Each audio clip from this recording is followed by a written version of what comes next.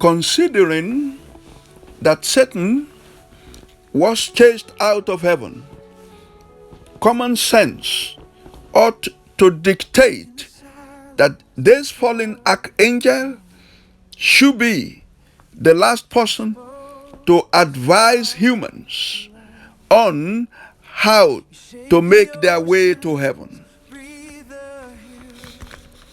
However, despite this reality, the agents of this enemy of God and man have been busy and have gone all out to teach people on the best way to enter heaven. Hence, one of the more devastating doctrines of demons is that one only needs good works in order to enter heaven. And by the way, this is the 19th doctrine of demons. It is then hardly surprising that the focus of world religions or good works. However, it needs to be realized that the only person qualified to formulate a spiritual doctrine is the only true God. This becomes even more important, especially on an issue like heaven, the celestial realm. This is because God is the Father of all spirits, whose decrees and ways cannot be faulted. It is why the Holy Bible, being God's word, is the only credible compilation of the doctrines of life. On the other hand, doctrines of demons or doctrines of death, because they are unapologetically opposed to the Word of God.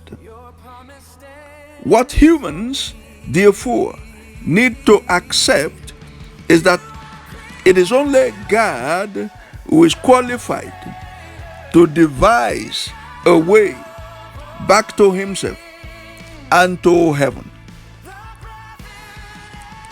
This became necessary after the first humans threw it all away and departed from the ways and the will of God. This is the reason the Bible says in the book of Acts of the Apostles, chapter 4, verse 12, and there is salvation in and through no other else, for there is no other name under heaven given among men by and in which we must be saved. This simply means that in order to be saved and thus be ready for heaven, one needs to follow the directives of the Almighty God, who sent His Son, the Lord Jesus Christ, by whom He created all things. It is therefore not just about mere good works. Before good works, there must be the foundation of faith in the Lord Jesus Christ.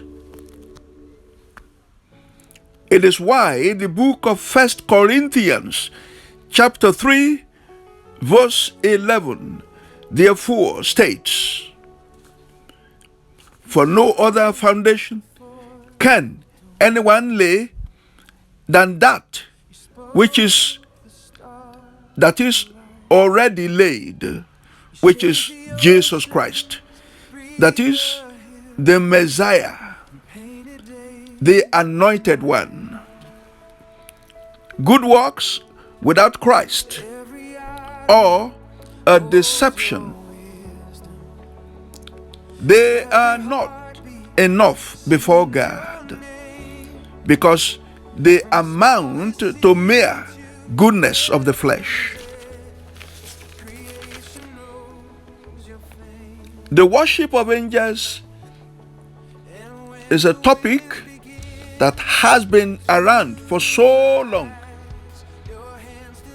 This is a doctrine that teaches that angels can be worshipped. However, this is another demonic doctrine. That is the 20th one.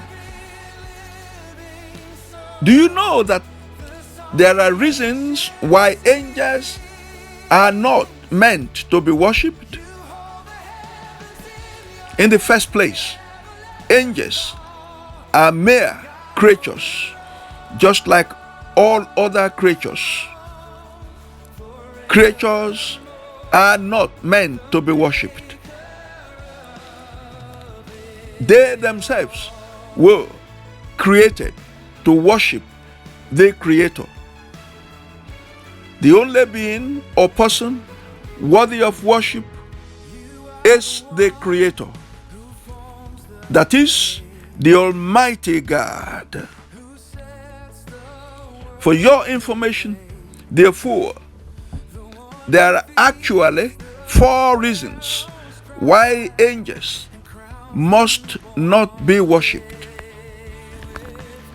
The number 1 reason is that being creatures, angels are not worthy of worship. Although they are glorious and powerful, they cannot and should not be worshipped, because they themselves are expected to worship the Creator. The second reason is that being part of creation, angels themselves need to be sustained. The number 3 reason is that by craving worship, fallen angels have already abandoned their original estate and will be a corrupting influence on creation. The final reason is that angels do not have what it takes to be the Creator, and so should not be worshipped. For instance, God the Creator warned Israel in the Bible regarding the issue of worship. The decree of God is that no other person should be worshipped apart from himself, that is the Almighty God. The book of Exodus chapter 20 verse 3 states, "You shall have no other gods before or besides me." The problems about worship began when a created being, Lucifer, an archangel in heaven, wanted to become God so that he could be worshipped. However, this led to the war of angels. when 2/3 of angels of heaven resisted the evil one, that is the devil.